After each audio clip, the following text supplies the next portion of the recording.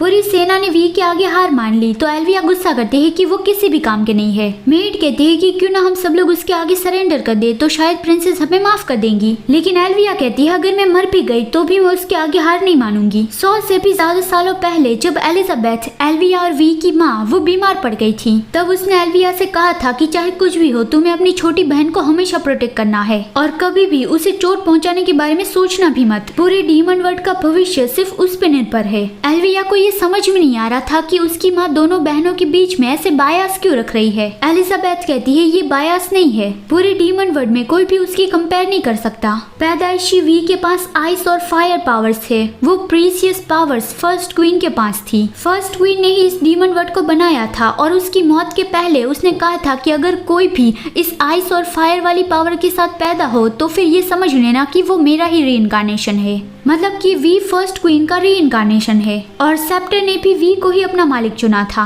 एल्विया ने वी के पास से वो सेप्टर चुराने की कोशिश भी की थी, वो तो सेप्टर नहीं चुरा पाई लेकिन वी ने ही वो कहीं पे गुमा दिया था। वी अभी छोटी थी और उसने सेप्टर भी गुमा दिया था, इसलिए एल्विया रानी बन गई। एल्विया ने यही सोचा था कि भले ही वी पहली क्वीन का रीइंकार्नेशन हो लेकिन मैं उसे हमेशा ही मेरे कंट्रोल में रखूंगी। हजारों सालों से सेप्टर ने किसी को भी अपना मालिक नहीं चुना था, तो इस वजह से ही रॉयल फैमिली में से किसी ने एक सीक्रेट मेथड क्रिएट की थी। जिसके पास रॉयल ब्लड हो वही उस सीक्रेट मेथड का इस्तेमाल कर सकता है। उस सीक्रेट मेथड से वो सेप्टर की पावर्स को अनलॉक करके उसे यूज कर सकते हैं, लेकिन उसके बदले में उसे बहुत बड़ा बलिदान देना पड़ेगा। उस तरकीब को यूज करने के बाद वो पर्सन सिर्फ 3 दिनों तक ही जिंदा रह पाता है। ये तो खुदकुशी करने जैसा है, इसलिए कोई भी ये तरकीब इस्तेमाल नहीं करता। लेकिन अभी एल्विया वो चाहे खुद भी मर जाए तब भी वो वी को मारना चाहती है, इसलिए वो इस तरकीब को इस्तेमाल करके बलिदान देने के लिए तैयार हो गई। उसने अपनी लाइफ का सैक्रिफाइस देकर सेप्टर को एक्टिवेट कर लिया, लेकिन अब सिर्फ उसके पास 3 दिन है।